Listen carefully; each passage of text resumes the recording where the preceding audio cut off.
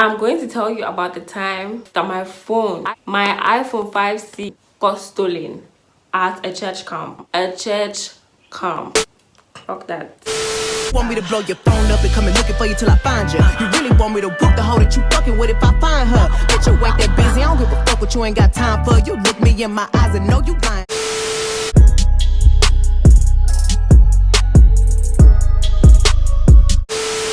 What's up everyone, welcome back to my channel. If this is your first time here, please go ahead and subscribe, turn on your post notifications. You can like after you've watched the video by hitting the thumbs up button, and I'd really appreciate it. Give me a minute. Hold up, wait a minute. I put down some notes because it's been a very long time, and if I sit down right now without looking on the notes, I'm probably sure I'd forget a lot of things. It all started back in 2016. We're supposed to go for camp. I think it was either the last week of July or the first week in August. Camp is always around that time. I'm not going to tell you the name of my church, but we are going to give my church a name. we're going to call my church Steal Your Phone Ministries. Okay, so for short we're going to call it SYM. For that particular camp, 3 of the branches that come together to make the church camp, the youth camp. Okay, we're going to name the 3 churches. The first church which I belong to is SYM A1. The second one is SYM A2. The third one is SYM T. All right, please, I haven't mentioned anybody's church. None of that. Nobody should come for me and say that this is this and this is that. Please, everybody is excited, everybody is happy to be going for camp because the thing is, yeah, people actually go for camp to socialize. I wouldn't believe you if you come and tell me you go for camp to have a spiritual interaction or a spiritual what with God. I mean, there are some people who genuinely go to camps, you know, like church camps and things like that, to have like a relationship with God, to get closer with God, like the Holy Spirit, have a one-on-one with the Holy Spirit. But about 90% of the people that go for camp, especially my church camp, I know, don't come and lie to me. I know the reason why you go for church camp is because you want to socialize, not because you want to have spiritual encounter with the Holy Spirit. Period. Alright, so we're all excited for camp, including me. Most of the time I go for camp to socialize. I wouldn't lie to you. Once, let me say, I remember one time that like I was going because I really wanted to, you know, have a relationship with God and all of that. Yeah, it's just once. We're all excited. We packed up for camp, and I think that year, I'm not really sure, I can't really remember, but that year they made me an executive. It always starts camp on Monday, so I went on Monday. I was so excited. I laid my bed. I was on the first bus with my church. My church, I think, had like 3 buses, and I was on the first bus. And when we got to the venue, other churches hadn't yet arrived, so I was early. I could register, get my bed early, get the like nice bed. Normally we sleep on bunk beds, so I got the down bed by the wall, so I can have access to the socket, so I can charge my phone and everything. The first day went by, you know, you talk to people, you meet new friends. That evening, my sister was an executive for that camp, but then she got occupied with something, so she wasn't able to make it to camp on the first day. So I think she was part of the secretariat or something like that. She was supposed to write a little report on what happened during the services and the number of people that attended, you know, those kind of things, that reports that you write when you go for service. Because she was in there, they asked me to do it.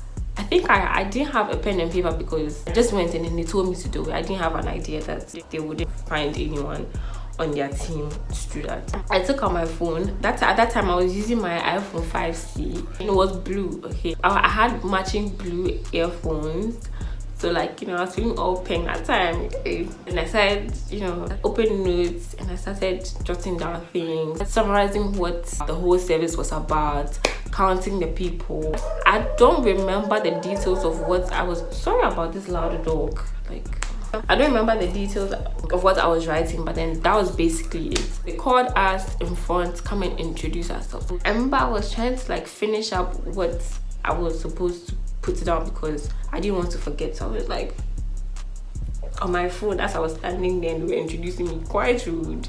I had to do what I had to do. I remember the night before my phone was stolen, around 9, I was texting a friend. He was also at the camp. I was texting a friend. Let's call my friend Anthony. So I was texting Anthony. I remember we were fooling because normally Anthony and I, we normally, fool. We're just fooling, and then I slept up because I have this thing where when I'm on my phone and it's at night and the lights are out, I'll be gone in like 5 minutes. You understand? So I slept up. I realized upon arrival that the network wasn't really strong where we went because it's like way out of Accra. I think it's even in the central region, but it's close to Accra. It's in town. It's just you have to. It's far. Okay. The network there wasn't really strong or the best. So we had. If you were using like something like Vodafone, Airtel, you had a lot of problems. Even those using MTN had a lot of problems. But MTN has a wider coverage than most networks. I slept up because the network wasn't really strong at that time. And then when I woke up, the messages I was supposed to send hadn't yet sent. They asked us to go for Bible studies. Not Bible studies, but like morning devotion in rooms. So 2 rooms to come together in 1 room and then have morning devotion. Notice that most of my friends hadn't yet come for camp, so I was more or less on my own. And I'm this type where my friends bring out the fire in me and I said not like that, but if I'm by myself, I'm more quiet and reserved to people I don't know, if you get what I'm saying. Like most of the people in my room, I knew only like 2 or 3, and then we had to merge with the next room to have devotion. So I was sitting there, we're having devotion, and all of a sudden my phone went ding ding ding ding ding. Lots of messages were coming through because now the network is strong. I felt so embarrassed. I just picked my phone, I put it on silent, and then I turned off my mobile data because I didn't want people disturbing me, and then people looking at me as if I'm crazy. That was mistake number 1. After a whole devotion, we went back into our rooms, and then we had to freshen up, and then do everything you're supposed to do to be able to get to morning service, I think by 7. And as at this time, before I went to bath, it was like 6 something because I think our room finished devotion late. We had to rush and go and bath. When I was leaving the room to go like take my bath, there were only 1, 2, 3, about 4 people in the room. We changed and then we went to the bathroom. I remember we shared a cubicle. I don't know if it's called a cubicle, but we shared a cubicle. So we're 2 bathing together. I remember that day well. Then we came back together, like to the room together. When we came back, I think there was just 1 person in the room. I don't remember or recall seeing other people. But before I left, one thing I know for sure during camps is that people's stuff get missing a lot. Not missing, get stolen a lot. So I took my phone and I put it in my pillowcase because I know that I was thinking that, oh, if I just leave my phone on my bed and someone comes to steal it and they ask me where did I leave my phone, and I'm like, oh, I left my phone on my bed, everybody's going to say, oh, you were being careless, and I don't want to hear it. My phone is missing and telling me about like I was being careless. What's wrong with you? So I intentionally, strategically put my phone under my pillow. When I came back from the bathroom, I didn't even check, like I didn't look for my phone because I knew my phone was under my pillow. And notice that before we left, there was 2 people in the room. One, the girl who was sleeping next to me, let's call her Araba, Amina. I don't know anyone called Amina, but I know someone called Araba, so let me call her Amina. Okay. She was sitting on her bed, right? So I don't know if she saw me putting my phone under my pillow, but then the other person was way across the room, like at the other end of the room. I started dressing up, While I was dressing up, I started looking for my phone. I forgot I put it in my pillowcase. Let me finish getting dressed up and then I'll have like the time and the space to clear my bed and then look for my phone. So when I was done, I started looking for my phone like proper. Then I remembered that I put my phone under my pillowcase. But then it's like my pillow had been moved. So I tried to look in the pillowcase to see if the phone was in. I wasn't feeling anything, so I took out the whole pillowcase and I was like, where's my phone? At this point, I think everyone had come back into the room from taking their bath, and I was like, has anyone seen my phone? The person that was sitting on top of me, have you seen my phone? I opened my suitcase, even though I hadn't even touched my suitcase, it wasn't there. I started looking for the phone, and it's like everyone else was worried apart from the girl that was sleeping next to me. Everybody who is sleeping at the other side of the room is concerned. What's the color of your phone? What phone do you use? And she's just there unconcerned, like not bothered, nothing.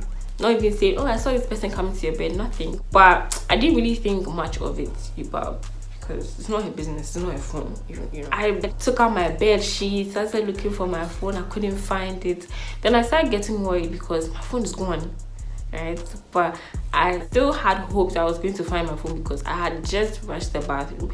And I think we didn't even spend 10 minutes there because we were already getting late. I knew that the person who had come to take the phone should have been in the room because it's not someone who is going to come from outside. This is 6 a.m. The porter is sitting at the door. The door is locked because no one has gone out yet. The main door is locked. It's definitely someone from the, let me call it a hall, who had taken the phone. After this, I don't remember like what exactly we did, but I think we went to report it to the porter. We went to report it to some of the people in charge, the executives, the commandants, that like my phone was missing. We were like, oh, don't worry, we are going to look for it. You just go to service. I'm sure by the time you come back, we would have found the phone. It's not gone anywhere. It's still here. So we went for service. I wasn't even concentrating, like, because I was worried my phone is gone. I remember I had the earphones in the phone and I couldn't find anything. I couldn't find the earphones, I couldn't find the phone. When we all went out to service, we didn't come back until like we were supposed to have siesta. That was around like 1 p.m.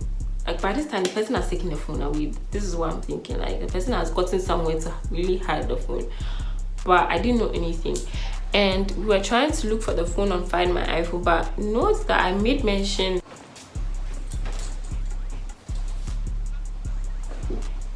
there's a strange car that keeps coming and going. It's very strange.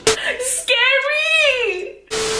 But note that I already made mention of the fact that when my friend was texting me and the messages were coming in bulk, I felt so embarrassed and I turned off I think I put my phone on airplane mode or something like that, but I wasn't getting messages, none of that. When I was trying to now find my phone, they told me my phone was offline.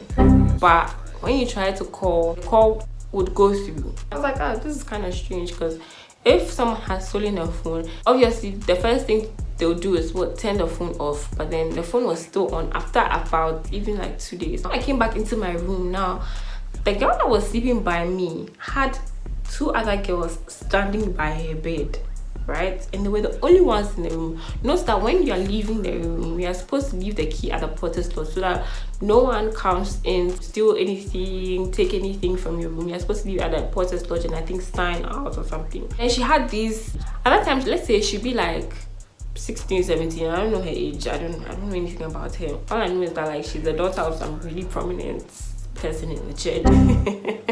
And she was from SYMT, the ghetto. The ghetto. Ouch. These girls standing there. One was wearing this like huge afro, saying that, oh, you probably went to leave it somewhere. I don't think someone stole the phone. The fuck? I hid my phone. I intentionally, strategically hid my phone, and are telling me I went to leave the phone somewhere at 5 a.m. What's wrong with you? Is something wrong with you? She was like, did I go and check the bathroom? Why would I send my phone to the bathroom? iPhone 5C was not waterproof. It wasn't water resistant, whatever. So why would I take my phone to the bathroom? I'm not dumb. In my head, I'm thinking like, they say my phone is missing. They said when we go, they're going to look for the phone, but then yet you guys have the key and then you're in the room. You guys are suspects. I came with some of the executives to come and check my things to see if the phone is really gone, because if they go and then spend like a lot of time looking for the phone and then I find it in my thing, so So I think the next day, that's when my sister came, and then my sister was now telling me I was being careless, and I'm like, how was I being careless if I hit my phone? They started announcing it at the services that my phone was missing, and anyone who had taken the phone should return it. To be honest, I didn't see them looking for the phone. I just tried to look for the phone myself. I started looking at everybody as a suspect. Looking at anybody who is acting funny towards me, that kind of thing. Oh, wait, hold on. I forgot something. The day that the thing happened, when we came back in the evening, because after siesta, I think we went for service, and then we came back in the evening to sleep and everything. So I came back to the room, and guess what? This girl from Steal Your Phone Ministries T had come in the evening, that evening. And remember when I said I came early and I came to find myself a very good bed in the corner there? She had come to remove my bed sheet, remove my everything, and put it on the top bed, the top of the next bed. And then she told me, oh, you're the one sleeping here, right? I moved your stuff here. I don't know how y'all do shit where you from, but let me tell you something. Where I'm from, we don't do shit like that. Can you please explain it to me, because I'm not understanding? Who gave you the permission to move my stuff? Who? I was so pissed off with the way like she just threw my things on the bed, and then she came to tell me that, oh, everyone's sleeping here, I'm moving your things to the top. And it's like there was another person sitting on her bed, and then she was talking to the girl that I was already suspecting had taken my phone. This is very fishy. This is very, very fishy. People are from the fucking ghetto. The ghetto. You're not doing anything to help your case here, madam and madams. You're not doing anything to help your case here, because right now you people look like thieves. I couldn't say anything. I couldn't do anything. All I did was I went out of the room, and then I remember that one of my friends was in a different room. So I walked out of the room and I went to her. So I went to her room and I was like, is there space in your room? She was like, yeah. I asked her and like a few other friends to come and help me take my stuff, because I'm so mad I'm moving out of the room. So we come back to the room, we start taking the stuff. I take my towel, I take my suitcase, I take my bedsheets. I didn't say anything to anyone. So everybody was looking at me like,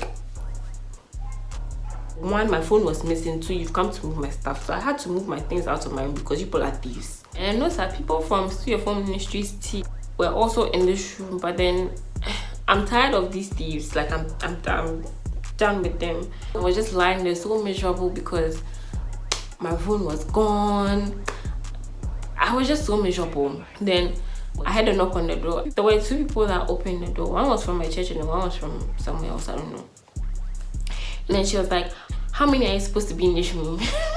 And someone else was responding me. My mind wasn't in there. And then she was like, oh, so who is the last person that's here? Because I'm counting, I think let's say 6 people were supposed to be in the room, and she was counting 7. She was like, who's the extra person? They pointed to me, obviously. She was like, Paula, are you supposed to be here? And I was like, no, I was in the other room by mood. Why did you move? I wasn't comfortable in the room. And who asked you to move? Who gave you the permission to move? I didn't say anything to her. I just left. I mean, I didn't give her attitude or anything, because he gave you attitude for you to come and say she actually told me to move back. At this point, I'm not going to move back. Haven't you heard? On a sassy day, right? And it was supposed to be games, like a games day, sports and everything. I didn't take anything that we're going to have the sports, because it doesn't make sense if you're going to be very, very active, like doing a lot of activities and then having like a whole bag, or you go light. We're all up because that's where we were having the activity. My sister was like, oh, her phone is low, she needs her charger. So she came with me to come and take the charger. I came back. When I came to the room, and I was like, oh, okay, the charger is here. I packed the charger somewhere because I'm not using the charger for anything now because I don't have a phone. So I kept it in a bag. I opened the bag. Wait, what? Oh, hell no! Where's the charger? I know I left the charger here. I had to move the charger because where am I taking the charger to? My phone is missing and there's nothing to charge. Oh my god. These people had come back to steal the charger. Something told me to check my money. My money was gone. I also had MTN credits. The MTN credits was gone. So they stole the phone. Days later, they came to take the charger to charge the phone. Money for credits and credits itself for the phone. It's a pandemic! Now we go for the games, and then tell me why I see this girl holding her bag in between her legs. Like she has her bag in between, her red bag are games in between her legs. I just knew that it was her. It wasn't like a small bag, it was like a big ass bag in between her legs. It didn't make sense to me. I was like, this girl took the phone. So I kind of notified like a couple of people, like executives and everything, that this is what's going on, this is how I feel. And then they were like, oh yeah, true, it makes sense. But then we couldn't go to her because we didn't have any evidence to pinpoint her as a thief. Everything that we had was just all substantial. We didn't really have evidence to actually incriminate her and then say that she was the one that actually did it, and then go to her and say bring the phone. You get? So it was kind of hard. We couldn't do that. So they kept looking for the phone. After the whole my charger getting missing incident, I moved out of that room too. I didn't ask anyone for permission to move again. Period. And then I moved. This time I moved to my sister's room, and everyone in the room was from my church. So Your Phone Ministries A1, right? So I felt comfortable. Nothing of mine got missing again. At this point, the whole camp was ruined for me. I was so over and done with. I wanted to go home, but then it was almost over anyways. That was like literally the highlight of the camp. I left the camp, I never found the phone. Up till today, if I try looking for the phone and find my iPhone, they'll tell me that the phone is offline. So I don't know. Well, I hope you are very happy with my iPhone 5C and then you're still using it, you're still making good use out of the iPhone 5C that you stole. But I know it was you. Period. I know it was you. And if you are offended because I'm saying that it was you, guess what? You're not the one supposed to be offended. I'm the one supposed to be offended because my iPhone got stolen. Okay? Thank you very much. If you haven't yet subscribed to my channel, please go ahead and hit the subscribe button. Don't forget to like, comment, share, and then also follow me on my Instagram. I'll leave it right on the screen and down in the description box below. I'll see you guys in my next one. Bye.